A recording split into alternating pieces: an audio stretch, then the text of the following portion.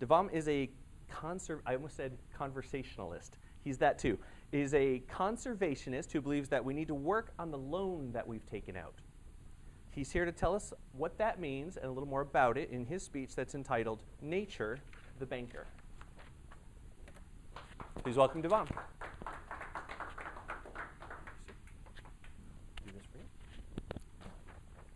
Awesome. I was told it's a union job, though. Nature is a banker. It gives us what we want, when we want it, with an understanding that sometime in the future, we'll pay it back. It leaves the coffer's doors wide open. It says, take what you want. It never says no.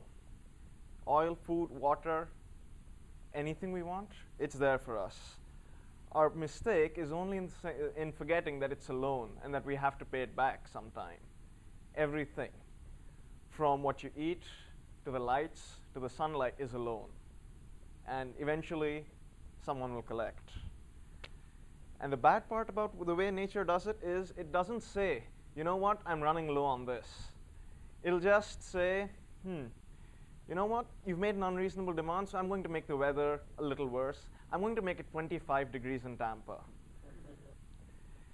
You say, okay, I'm taking half the trees in the world. Nature will say, sure, take it.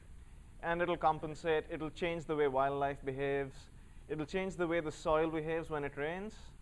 But it'll continue working, right? Nothing stops. And you go ahead and say, I'm sorry, let me try again. It always pays out, but it's giving us these gentle and occasionally not so gentle reminders, like you'll see with hurricanes that come our way once in a while. And we just aren't taking the hint. But nature doesn't care. It doesn't care if you're planting trees. It doesn't care if you're commuting from Orlando just because you want to see Mickey Mouse more often. It doesn't care. It's keeping track of how much we've taken and how much we have to pay back. It's an accountant. We need to start thinking about the way we manage our debts. We've taken this loan, and we're not thinking about paying it back at all. We need to make a payment plan with nature, and we need to start paying her back. We need to get to a point where we're within our credit limit and not kind of incurring huge loans and just asking the bank to, give us an extension, because this bank doesn't care. It'll give us an extension until one fine day it says, I'm out of money, I can't give you anything, you need to pay me back. Otherwise, go without food. Yeah? It doesn't care. We need to start. Do you guys ever think about the impact of your actions on the environment? Do you think about the carbon footprint of the new laptop you get? Do you think about how many trees were cut down to make the paper in this room, the stuff that you have in your hands, the stuff you're writing your evaluations on? I don't think everybody does that on a daily basis. I'm not saying you should do that, but you need to consider it, because it's not yours, and it needs to be given back at some point in time. We need to stop this misuse, abuse of natural resources. We need to start making the planet a priority. We are important, but this thing is more important because we don't have another one of it. Apart from greenhouse gases, we need to start addressing how the climate change is going to work on the long-term level, on the long-term scale. We find more oil. We've got more in the Arctic Ocean.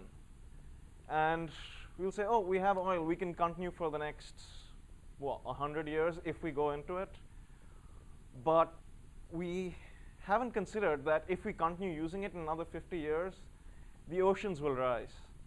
And we might not have Tampa. We might have an ocean here, which is, it's going to be a huge impact on people.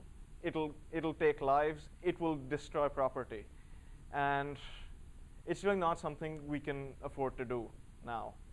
We need to start moving off carbon energy, taking renewable sources and making them feasible.